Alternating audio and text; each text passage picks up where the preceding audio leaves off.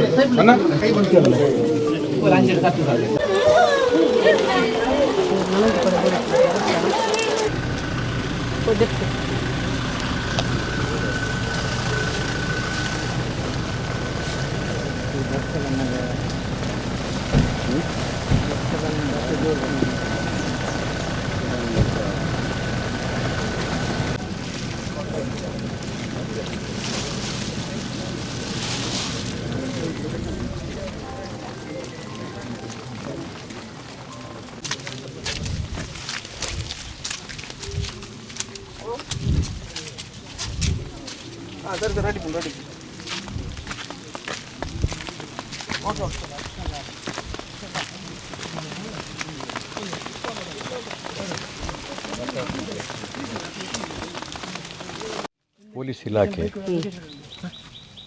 ತೀಕ್ಷ್ಣವಾದಂತಹ ಶಿಕ್ಷೆ ಆಗತಕ್ಕಂಥ ಕ್ರಮ ಕೈಗೊಳ್ಳಬೇಕು. ಈ ಒಂದು ಘಟನೆ ಏನಿದೆ ಇದು ಮಾನವ ಸಮುದಾಯಕ್ಕೆ, ಮಾನವ ಕುಲಕ್ಕೆ ಒಂದು ಕಳಂಕ. ಒಂದು ಹೆಣ್ಣು ಮಗಳಿಗೆ ಹಗಲಿನ ಹೊತ್ತಿನಲ್ಲಿ ಬಂದು ಕಡಿಯುವುದು ಅಂತ ಹೇಳಿದರೆ ಮಾನವೀಯತೆಯ ಒಂದು ದೊಡ್ಡ ದುರಂತ ಅಂತ ನನ್ನ ಅಭಿಪ್ರಾಯ. ಸರ್ಕಾರ ಯಾರು ಅಪರಾಧಿ ಇದ್ದಾನೆ ಅವನಿಗೆ ಗಲ್ಲು ಶಿಕ್ಷೆ ಆಗಬೇಕು, ಗಲ್ಲು ಶಿಕ್ಷೆ ಆಗಬೇಕು. ಆ ರೀತಿಯ ಕ್ರಮ ಕೈಗೊಳ್ಳಬೇಕು. ಇದರಲ್ಲಿ ಯಾವುದೇ ಮುಲಾಜಿ ಇರಬಾರ್ದು. ನಾನು ನಿನ್ನೆ ಇದರ ಬಗ್ಗೆ ಸ್ಟೇಟ್ಮೆಂಟನ್ನು ಕೊಟ್ಟಿದ್ದೇನೆ. ಒಂದು ಬಾರಿ ದುಃಖ ತರುವಂಥ ಸಂಗತಿ, ಜೊತೆಗೆ ಭಯ ಹುಟ್ಟಿಸುವಂಥ ಒಂದು ಸಂಗತಿ ಕೂಡ. ಈ ರೀತಿಯ ಮಾನಸಿಕತೆ ಜನ ಇದ್ದಾರೆ, ಈ ರೀತಿ ಕುಲ್ಲಂಕುಲ್ಲವಾಗಿ ಈ ರೀತಿಯ ಒಂದು ಘಟನೆ ನಡೆದಿದೆ ಅಂದರೆ ನಾವೆಲ್ಲರೂ ದಿಗ್ಭ್ರಮೆಗೊಳಪಟ್ಟಿದ್ದೇವೆ.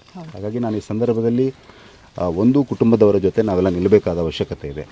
ಇಡೀ ಸಮಾಜ ಕುಟುಂಬದವರ ಜೊತೆ ನಿಲ್ಲಬೇಕು. ಅವರ ದುಃಖ ಯಾವ ರೀತಿ ಇರ್ತದೆ ಅಂತ ಅವ್ರಿಗೆ ಮಾತ್ರ ಗೊತ್ತು, ಉಳಿದವರಿಗೆ ಗೊತ್ತಾಗಲಿಕ್ಕೆ ಸಾಧ್ಯ ಇಲ್ಲ. ಹಾಗಾಗಿ ನಾವು ಅವ್ರ ಜೊತೆ ಇದ್ದೇವೆ, ಕುಟುಂಬದ ಜೊತೆ ನಿಲ್ಲುವಂಥ ವ್ಯವಸ್ಥೆಯನ್ನು ಮಾಡ್ತೇವೆ. ನಾನು ಈಗಾಗಲೇ ಹಿರಿಯ ಅಧಿಕಾರಿಗಳ ಜೊತೆ ಮಾತನಾಡಿದ್ದೇನೆ. ಆದಷ್ಟು ಶೀಘ್ರವಾಗಿ ಅವರನ್ನು ಬಂಧನ ಆಗಿದೆ ಅನ್ನುವಂಥ ಮಾಹಿತಿ ಕೂಡ ಸಿಕ್ಕಿದೆ. ತತ್ಕ್ಷಣ ಕಾನೂನು ಕ್ರಮ ಏನೆಲ್ಲ ಇದೆಯಾ ಅದನ್ನು ತೆಗೆದುಕೊಂಡು ತ್ವರಿತ ವಿಚಾರಣೆಯನ್ನು ಮಾಡಬೇಕಾಗಿದೆ. ಆದಷ್ಟು ಶೀಘ್ರವಾಗಿ ವಿಚಾರಣೆಯನ್ನು ಮಾಡಿ ಏನು ಶಿಕ್ಷೆಯನ್ನು ಕೊಡಬೇಕು ಆ ಶಿಕ್ಷೆಯನ್ನು ಕೊಡಬೇಕಾದ ಅವಶ್ಯಕತೆ ಇದೆ. ಹಾಗಾಗಿ ಈ ಸಂದರ್ಭದಲ್ಲಿ ಬೇರೆ ಏನನ್ನೂ ಮಾತನಾಡದೆ ಕುಟುಂಬದವ್ರ ಜೊತೆ ನಾವಿದ್ದೇವೆ. ಈ ರೀತಿಯ ಘಟನೆಗಳು ಮತ್ತೆ ಮರುಕಳಿಸಬಾರ್ದು, ಆ ರೀತಿಯಾದಂಥ ಶಿಕ್ಷೆಯನ್ನು ಇದಕ್ಕೆ ಕೊಡಬೇಕು. ಮತ್ತು ನಾನು ರಾಜ್ಯ ಸರ್ಕಾರಕ್ಕೂ ಆಗ್ರಹ ಮಾಡ್ತೇನೆ, ಗೃಹ ಸಚಿವರಿಗೂ ಆಗ್ರಹ ಮಾಡ್ತೇನೆ, ಇಲ್ಲಿ ಒಂದು ಮಾಡೆಲ್ ಸೆಟ್ ಮಾಡಬೇಕಾದ ಅವಶ್ಯಕತೆ ಇದೆ. ಈ ರೀತಿ ಸಮಾಜದಲ್ಲಿ ಬೇಕಾಬಿಟ್ಟಿ ಓಡಾಡೋದು, ಯಾವುದೇ ಕಾನೂನಿನ ಭಯ ಇಲ್ಲದಿರುವಂಥದ್ದು ಒಂದು ನಾಗರಿಕ ಸಮಾಜದಲ್ಲಿ ಇದು ಒಳ್ಳೆಯ ಘಟನೆ ಅಲ್ಲ. ಆದರೆ ಈ ಸಂದರ್ಭದಲ್ಲಿ ನನ್ನ ಆಗ್ರಹ ಇಷ್ಟೇ, ತ್ವರಿತ ವಿಚಾರಣೆಯನ್ನು ಒಳಪಡಿಸಿ ಕಠಿಣವಾದ ಶಿಕ್ಷೆಯನ್ನು ಮಾಡಿ ಸಮಾಜದಲ್ಲಿ ಭಯಮುಕ್ತವರಾಗಿ ಎಲ್ಲರೂ ಓಡಾಡುವ ರೀತಿ ಒಂದು ವಾತಾವರಣ ನಿರ್ಮಾಣ ಮಾಡುವುದು ಸರ್ಕಾರದ ಹೊಣೆಗಾರಿಕೆ. ಇವತ್ತು ಬಂಟ್ವಾಳದ ಒಟ್ಟು ದಕ್ಷಿಣ ಕನ್ನಡ ಜಿಲ್ಲೆಯ ಪರಿಸ್ಥಿತಿಯನ್ನು ನೋಡುವಾಗ ಕಾನೂನು ಸುವ್ಯವಸ್ಥೆಯ ಬಗ್ಗೆ ಗಂಭೀರವಾಗಿ ಯೋಚನೆ ಮಾಡುವಂಥದ್ದನ್ನು ಪೊಲೀಸ್ ಇಲಾಖೆ ಮತ್ತು ಕರ್ನಾಟಕದ ಕಾಂಗ್ರೆಸ್ ಸರ್ಕಾರ ಮಾಡುವಂಥ ಅವಶ್ಯಕತೆ ಇದೆ. ಕಳೆದ ಒಂದು ತಿಂಗಳಲ್ಲಿ ನಮ್ಮ ಜಿಲ್ಲೆಯ ಬೇರೆ ಬೇರೆ ಭಾಗದಲ್ಲಿ ಸುಮಾರು 5 ಪ್ರಕರಣಗಳು ಈ ರೀತಿಯ ಪ್ರಕರಣ ಆಗಿದೆ. ನಿನ್ನೆದ್ದು ಪೂರ್ಣ ಪ್ರಮಾಣದಲ್ಲಿ ಒಂದು ಅಮಾಯಕ ಹುಡುಗಿಯನ್ನು ಕೊಚ್ಚಿ ಕೊಲೆ ಮಾಡುವಂಥದ್ದು, ಹತ್ಯೆ ಮಾಡುವಂಥದ್ದಾಗಿದೆ. ಇದು ಒಂದು ರೀತಿಯಲ್ಲಿ ಭಯದ ವಾತಾವರಣ ನಿರ್ಮಾಣ ಆಗಿದೆ.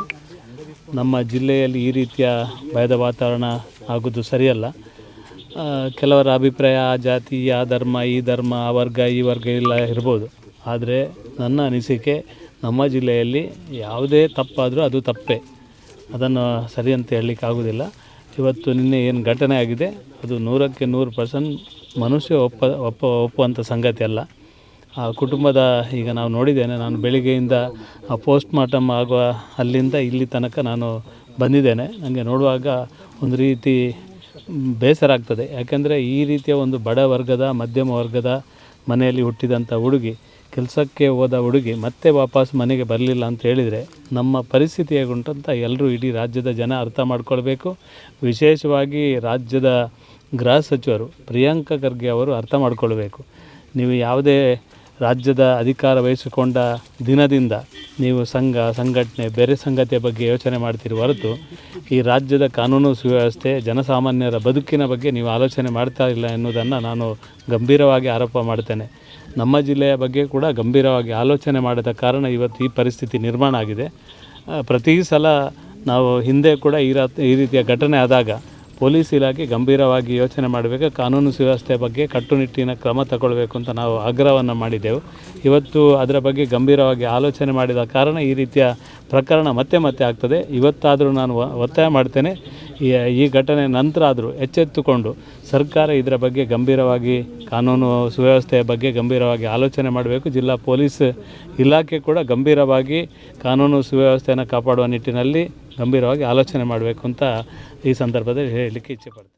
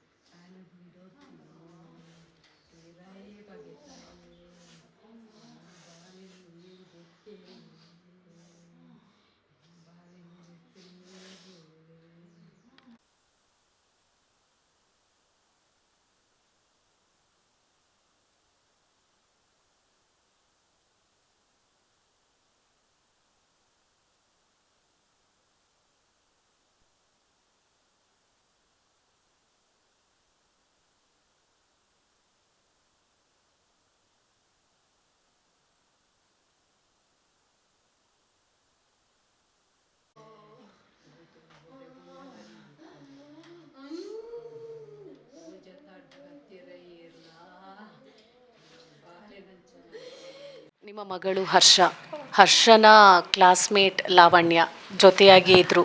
ಕ್ಲಾಸ್ಮೇಟ್ ಅಂತಾದಮೇಲೆ ಮನೆಗೆ ಹೋಗೋದು ಬರೋದೆಲ್ಲ ಮಾಡ್ತಾಯಿದ್ರು.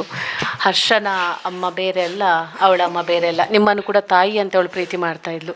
ಹೇಗೆಮ್ಮ ಲಾವಣ್ಯ, ಏನಾಗ್ತದೆ? ನಮಗೆ ಒಳ್ಳೆ ಹುಡುಗಿ ಆಗಿದ್ಲು, ನನ್ನ ಮಗಳೇ ಆಗಿದ್ಲು. ನನ್ನಲ್ಲಿ ಮಾತಾಡಿದ್ಲು ಮೊನ್ನೆ. ನಂದು ಮತ್ತು ಹರ್ಷಂದು ಒಂದೇ ವಾಲಲ್ಲಿ ಮದುವೆ ಆಗೋದು, ಒಟ್ಟಿಗೆ ಮದುವೆ ಆಗೋದು. ಆಂಟಿ, ನಾನು ಯಾವಾಗ ಬರ್ತೀರಿ ನೀವು ನಮ್ಮ ಮನೆಗೆ ಅಂತ. ನನ್ನ ಮಗಳಾಗಿ ಪ್ರೀತಿ ಇದ್ಲು, ನನ್ನ ಒಟ್ಟಿಗಿದ್ಲು. ಯಾವಾಗಾದರೂ ಮಾತಾಡಿದರೆ ಗಂಟೆಗಟ್ಟಲೆ ಮಾತಾಡ್ತಿದ್ಲು. ನಿಮ್ಮ ಮಗಳದ್ದು ಮತ್ತು ಅವಳದ್ದು ಒಟ್ಟಿಗೆ ಮದುವೆ ಆಗಬೇಕು ಒಂದೇ ಹಾಲಲ್ಲಿ. ಒಂದೇ ವಾಲಲ್ಲಿ ಮದುವೆ ಆಗಬೇಕು ನಮ್ಮದು ಆಂಟಿ. ಅದೇ ನಾನು ಹೇಳಿದೆ, ಒಂದೇ ಖರ್ಚಲ್ಲಿ ಆಗ್ತದಲ್ಲ ಮಗ ಅಂತ ಹೇಳಿದೆ. ಎಂಥದಾದ್ರೂ ತಮಾಷೆ ಮಾತಾಯಿತು. ನಿಮ್ಮ ಮನೆಯಲ್ಲಿ ಅಮ್ಮ? ನಮ್ಮದು ಶಿಶಿಲ. ಸುಶೀಲಾ ಹೋಗ್ತಾ ಬರ್ತಾ ಇದ್ಲು ನಿಮ್ಮ ಮನೆ? ನಮ್ಮ ಮನೆಗೆ ಒಂದು ದಿವಸ ಬಂದವರು ಒಂದು 5 ದಿವಸ ಇದ್ಲು. ಮತ್ತೊಂದು ದಿವಸ ಅಕ್ಕ ತಂಗಿ ಬಂದರು. ಮತ್ತೊಂದು ದಿವಸ ಅವರು ನೇಮಕ್ಕೆ ಕೋಲಕ್ಕೆ ಬಂದರು. ಮನೆಗೆ ಅಪ್ಪ ಅಮ್ಮ ರಿಕ್ಷಾ ಮಾಡಿಕೊಂಡು ನಮ್ಮ ಮನೆಗೆ ಬಂದಿದ್ದಾರೆ. ನನ್ನ ಗಂಡ ಸಹ ಬಂದಿದ್ದಾರೆ. ಇಲ್ಲಿಗೆ ಮದುವೆಗೆ ಬಂದರು, ಕೋಲಕ್ಕೆಲ್ಲ ಬಂದರು. ನಾವು ಅಷ್ಟು ಕ್ಲೋಸ್ ಆಗಿದೆ. ಇವಳ ಫ್ರೆಂಡಾಗಿ ನಮ್ಮ ಮಗಳಾಗಿ ಇದ್ಲು ಅವಳು. ಒಳ್ಳೆ ಹುಡುಗಿ, ಇನ್ನಿಲ್ಲಲ್ಲ ನಮಗೆ ಮಾತಾಡಲಿಕ್ಕೆ. ಫೋನೆಲ್ಲ ಮಾತಾಡ್ತಾ ಇರ್ತಿದ್ಲು. ನಿನ್ನೆ ಸುದ್ದಿ ಕೇಳುವಾಗ ಏನಾಯ್ತು? ಎಂತ ಹೇಳುದು ಮೇಡಮ್. ನಿಮಗೂ ಒಂದು ಹೆಣ್ಣು ಮಗಳಿದ್ದಾಳೆ. ಎಷ್ಟು ಸುರಕ್ಷತೆ? ನಮಗೆ 3 ಹೆಣ್ಣು ಮಕ್ಕಳು ಇದ್ದಾರೆ. ಎಷ್ಟು ಸುರಕ್ಷತೆ? ಇನ್ನು ಮಕ್ಕಳನ್ನು ಹೇಗೆ ಹೊರಗಡೆ ಬಿಡೋದು? ಒಟ್ಟಿಗೆ ಕಲಿತದ್ದು. ಇವಳು ಬೆಂಗಳೂರಲ್ಲಿ ವಿಕ್ಟೋರಿಯಲ್ಲಿ BSc ನರ್ಸಿಂಗ್ ಮಾಡ್ತಾ ಇದ್ದಾಳೆ. ಅವಳು ಜನರಲ್ ನರ್ಸಿಂಗ್ ಮಾಡಿದ್ಲು. ಆದರೂ ಫೋನು ಮೆಸೇಜ್ ಎಲ್ಲ ಇರ್ತಿದ್ರು. ನನಗೆ ಸಹ 3 ಹೆಣ್ಣು ಮಕ್ಕಳು. ಇವಳು ದೊಡ್ಡವಳು. ಹೆಣ್ಣು ಮಕ್ಕಳಿಗೆ ಎಷ್ಟು ಸುರಕ್ಷೆ ಇದೆ ಮೇಡಮ್? ಹೊರಗಡೆ ಹೇಗೆ ನಡೆದಾಡೋದು? ಅದೇ ನಾವು ಹೇಳುದು ಎಂತ, ಹೀಗೆಲ್ಲ ಆದರೆ ಎಂತ ಹೋಗುದು, ಹೇಗೆ ಹೋಗುದು ಗೊತ್ತಿಲ್ಲ. ಆರೋಪಿ ಯಾರು ಅಂತ ಈಗ ನಮ್ಗೆ ಗೊತ್ತಾಗಿದೆ. ಸೊ ಅವನಿಗೆ ಯಾವ ರೀತಿಯ ಶಿಕ್ಷೆ ಆಗಬೇಕು ಅಂತ ಹೇಳಿ? ಅವನಿಗೆ ಗಲ್ಲ ಶಿಕ್ಷೆ ಆಗಬೇಕು. ಅವನನ್ನು ಆ ಕತ್ತಿಯಲ್ಲಿ ಕಡ್ದು ಪೀಸ್ ಮಾಡಬೇಕಿತ್ತು. ಅಲ್ಲಿ ಕತ್ತಿ ಹಾಕಿದ್ದಾನಲ್ಲ ಅದರಲ್ಲಿ. ಇಂಥ ಸಮಸ್ಯೆ ಯಾರಿಗೂ ಬರಲಿಕ್ಕೆ ಬಾರ್ದು. ಇನ್ನು ಲಾವಣ್ಯ ನೆನಪು ಮಾತ್ರ. ಬರೀ ಸೆಲ್ಫಿ ಫೋಟೋ ಎಲ್ಲ ಇವರದ್ದು ಎಷ್ಟೆಷ್ಟು ಉಂಟು.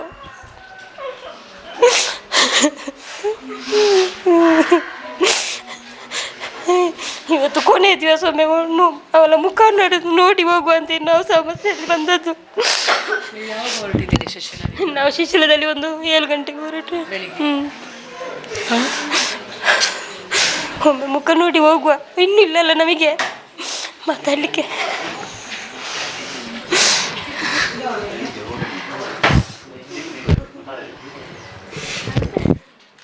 ನಿಮ್ಮ ಮನೆಗೆ ಕೊನೆಗೆ ಯಾವಾಗ ಅವಳು ಬಂದಿದ್ದಾಳೆ ಸುಶೀಲ? ಜನವರಿ ಮಾರ್ಚ್ 19ಕ್ಕೆ. ಮಾರ್ಚ್ 19ಕ್ಕೆ 2025 ಮಾರ್ಚ್. ಮಾರ್ಚ್ ಅಪ್ಪ ಅಮ್ಮ ಮತ್ತೆ ರಿಕ್ಷಾ ಮಾಡಿಕೊಂಡು ಬಂದರು ಕೋಲಕ್ಕೆ. ರಾತ್ರಿ ಬಂದದ್ದು. ಇನ್ನು ನಾನು ನಿನ್ನೆ ಹೇಳಿದ್ದೆ, ನಿನ್ನೆ ಮಂಗಳವಾರ ಬಾ ಅಂತ. ಅದಕ್ಕೆ ನಾನು ಇನ್ನೂ ಬರ್ತೇನೆ ಆಂಟಿ, ನಾನು ಮತ್ತು ವರ್ಷ ಮೊರಾರ್ಜಿಗೊಮ್ಮೆ ಹೋಗಿ ಬರಲಿಕ್ಕೆ ಉಂಟಂತ. ಮೊರಾರ್ಜಿಗೆ ಹೋಗ್ಬೇಕು ಅಂತ ನೆಕ್ಸ್ಟ್ ಅವಳ ಮೇಡಮ್ ನಿನ್ನೆ ಕಾಲ್ ಮಾಡಿದ್ರು. ಪುತ್ತೂರು ಮೊರಾರ್ಜಿ ಬಲ್ನಾಡು ಮೇಡಮ್ ಕಾಲ್ ಮಾಡಿದ್ರು ಮೊನ್ನೆ. ಏನಾಯಿತು ಲಾವಣ್ಯನಿಗೆ? ಹರ್ಷ ಮತ್ತು ಅವಳು ಒಂದೇ ಬಟ್ಲಲ್ಲಿ ಊಟ ಮಾಡ್ತಿದ್ರು ಅಂತ ಹೇಳಿ. ಬಟ್ಟೆಲ್ಲ ಹೋಗಿದ್ದು ಅವಳದು ಇವಳು ಎಲ್ಲ ಎಷ್ಟು ಕ್ಲೋಸಲ್ಲಿದ್ದರು. ಮತ್ತು ಇವರು ಕಮ್ಮಜಿಯಲ್ಲಿ ಪಿ ಯು ಸಿ ಮಾಡಿದ್ದು. ಇವತ್ತು ಮಹಿಳೆಯರನ್ನೊಂದು ಎಷ್ಟು ಜನ ಮಹಿಳೆಯರನ್ನು ಅತ್ಯಾಚಾರ ಮಾಡೋದು, ಕೊಲೆ ಮಾಡೋದು ಇದೇ ಆಯಿತು. ಯಾಕೆ ಈ ಥರ ಆಗ್ತಾ ಇದ್ದಾರೆ ನಮ್ಮ ಯುವಕರು? ಇವತ್ತು ಯಾಕೆ ಆಗ್ತಾ ಇದ್ದಾರೆ? ಮನೆಯಲ್ಲಿ ತಂದೆ ತಾಯಿಯರವರಿಗೆ ಇಲ್ವಾ? ಮನೆಯಲ್ಲಿ ತಂದೆ ತಾಯಿಯರು ಅವರ ಹುಡುಗರನ್ನು ಸಹ ಎಷ್ಟು ಇದರಿಂದ ನೋಡ್ತಾ ಇದ್ದಾರೆ. ನನ್ನ ಮಗ ಹೊರಗೆ ಹೋಗಿದ್ದಾನೆ, ಬರುವ ತನಕ ಕಾಯುವಂಥದ್ದು. ಆದರೆ ಈ ಥರವನ್ನು ಕಡಿದು ಕೊಲೆ ಮಾಡುವಂಥದ್ದು, ಶಿಕ್ಷೆಯನ್ನು ಕೊಡುವಂಥದ್ದು ಅವನಿಗೆ ಯಾರು ಹಕ್ಕು ಕೊಟ್ಟಿದ್ದಾರೆ? ಅವನಿಗೆ ಯಾವ ನ್ಯಾಯಾಲಯ ಕೂಡ ಅವನಿಗೆ ಬೇಲ್ ಕೊಡಬಾರ್ದು, ಮತ್ತು ಕಠಿಣ ಶಿಕ್ಷೆಯನ್ನು ಕೊಡಬೇಕು ಅವನಿಗೆ.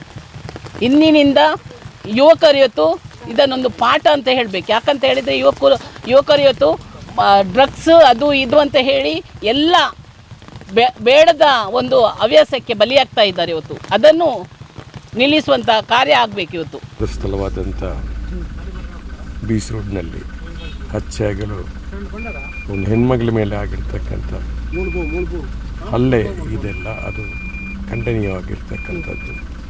ಮತ್ತು ನಾವು ಬೇರೆ ಕಡೆ ಈ ಕೃತ್ಯಗಳು ನಡೆಯುತ್ತದೆ ಅಂತ ನಾವು ತಿಳ್ಕೊಳ್ತಾ ಇದ್ವಿ. ಆದರೆ ಇವತ್ತು ನಮ್ಮ ಕಣ್ಣ ಮುಂದೆ ನಡೆಯತಕ್ಕಂಥದ್ದು ಇದು ನೋವು ತರತಕ್ಕಂಥ ವಿಚಾರ. ನಿನ್ನೆ ಕೂಡ ನಾನು ರಾತ್ರಿ ಘಟನೆ ಆದ ತಕ್ಷಣ ನಾನು ಆಸ್ಪತ್ರೆಗೆ ಹೋಗಿದ್ದೆ. ಇವತ್ತು ಕೂಡ ನಾವು ಅವರು ಇಲ್ಲಿ ಅಂತಿಮ ಪಾರ್ಥಿವ ಶರೀರವನ್ನು ವೀಕ್ಷಣೆ ಮಾಡಲಿಕ್ಕೆ ನಾವು ಬಂದಿದ್ದೇವೆ. ಯಾಕೆಂದರೆ ಅವರ ಜೊತೆ ನಾವು ಇದ್ದೇವೆ ಅನ್ನೋದನ್ನು ತೋರಿಸುವಂಥ ದೃಷ್ಟಿಯಲ್ಲಿ ಬಹುಶಃ ಈ ಏನು ತಪ್ಪು ಮಾಡಿದ್ದಾರೆ ಅವರ ಮೇಲೆ ಅಗತ್ಯ ಕ್ರಮವನ್ನು ಪೊಲೀಸ್ ಇಲಾಖೆ ಕೈಗೊಳ್ತೇನೆ ಅನ್ನುವಂಥ ವಿಶ್ವಾಸ ನನಗಿದೆ.